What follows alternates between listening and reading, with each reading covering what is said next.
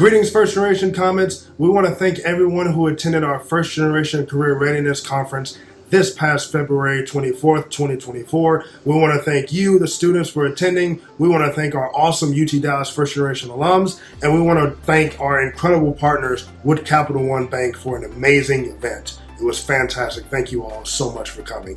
We have some bonus content for you right here on the First Generation Comments YouTube channel. When we talk about career readiness, we do talk about polishing resumes, getting cover letters, securing interviews. All of that is extremely important. But in this bonus video, we want to talk about what happens after you secure that job or internship. Sylvia Smiley from the UT Dallas HR team is here to talk about onboarding and understanding benefit and retirement packages. This is going to be especially relevant for those graduating seniors and for our first generation alums who are on their way to securing that job. So without further ado, I want to turn it over to our first generation student supporter, Sylvia Smiley. Hi, welcome to First Generation Career Readiness Conference. This is the HR Breakout Session. I am Sylvia Smiley, UTD's very own Employment and Compensation Manager. Thank you for joining me today, and I hope you find some of these tips in the job search, interview, onboarding, benefits, insurance plans, and retirement notes. I hope you find this information helpful as you begin looking for that career of your dreams. Briefly, we'll touch on a couple of topics. We'll look at some tips for job search, interviewing, benefits, as well as retirement and insurance plans. When you begin your job search, a couple things we want you to keep in mind. Before you start looking for that employer of choice, think about your non-negotiables. Think about your top priorities. Is it a reputable employer? Do they have work-life balance? Is this an employer that provides not only just professional, but skill development as well? Other considerations you might want to think about is whether it's state employment versus the private sector. We know benefits as well as compensation look different in both those sectors. Do it offer discounts and perks? There was this one time I wanted to work at Bath and Body temporarily because I wanted the benefits, right? To get all those fragrances and lotions and things like that. But also consider comprehensive benefit packages. And what that means is, does the benefit package offer health, finance, and retirement? But then also consider yourself in that job search. What skills, what knowledge, what ability do you have? What do you bring to the table? And does that resume and cover letter tailored to that position in which you're looking for? As you prepare for the interview, please remember to keep in mind, interviewing is not just you selling yourself to the company, but it's also that company selling itself to you. So as you prepare for the interview, be sure to ask questions about the benefits that you're seeking. Be sure to ask about work-life balance. If remote work matters to you, ask those questions. I know in the past, it was a scary topic to talk about salary negotiation. You don't want to price yourself out of the job. Pay transparency is now a common theme in practice in all job searches and recruiting opportunities. Most companies include salary information in their recruiting campaigns. So be sure, ask those questions while you're there, right? But then also keep in mind, practice some of your common questions.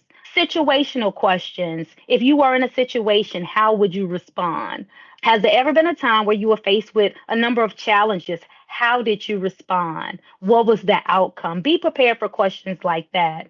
Always plan early, right? Plan that travel route, arrive early. If you live in the DFW area, we know that there's a ton of construction right now going on 30, 635. Plan that route out and be sure you arrive on time. Make sure you give yourself that great first impression. And then treat others, regardless of who you come in contact with throughout that day, even as you enter into the building for that interview, treat others with respect. You never know who you may bump into in that elevator ride.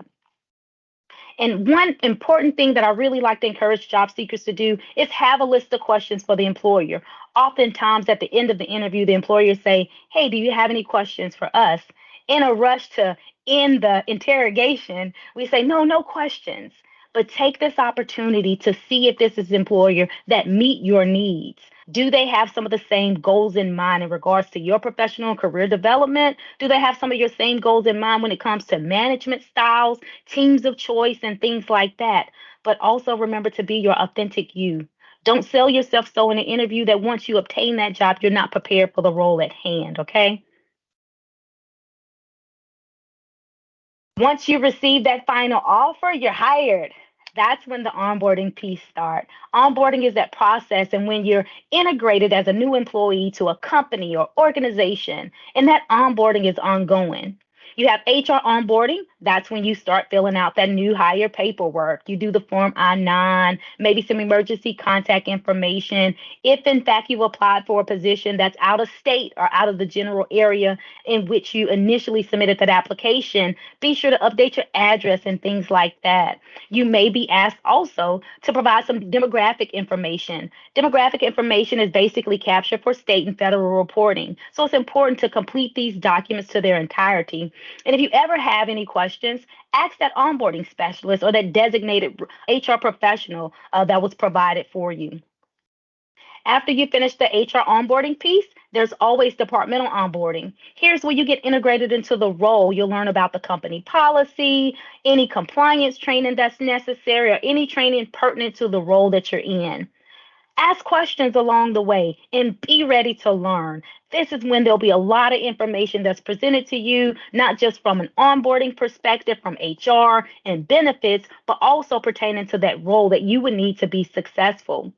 Confirm job expectations during this time. Most oftentimes than not, companies have milestones in which they'll do performance evaluations, they'll review expectations, ask the questions during that time. Hey, what is expected of me? In 30 days, what is expected of me? In 60, maybe 90 days.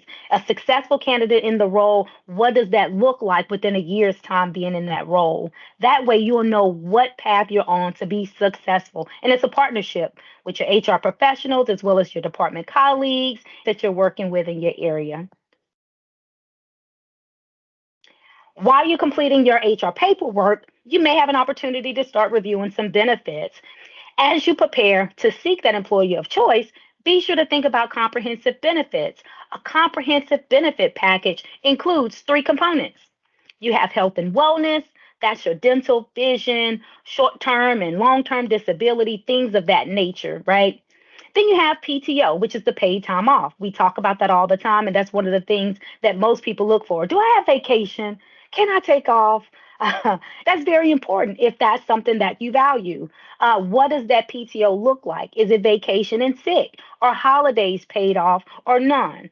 Bereavement, jury duty. For those of you who are planning to be parents and have families, think about whether that employer offer parental leave and things like that. Another component is that financial piece. Does this employer set you up financially? Is there a retirement plan or perhaps tuition reimbursement, life insurance, stock options, bonuses, and commission? So, a well rounded, comprehensive package of benefits would include all three. And so, you would have to determine what's more important to you before you start seeking that job. And also things to keep in mind, benefits to remember that are mandatory, state and federal benefits, and that's things like Social Security, Medicaid, workers' comp, FMLA, and certain time off, jury duty, voting, and things like that. A part of the benefit selection is determining what type of insurance you want. HMO, PPO, POS, what does that mean, right? HMO is a health maintenance organization. It's a type of health insurance plan that usually limits coverage to care from doctors who work for contract with that HMO.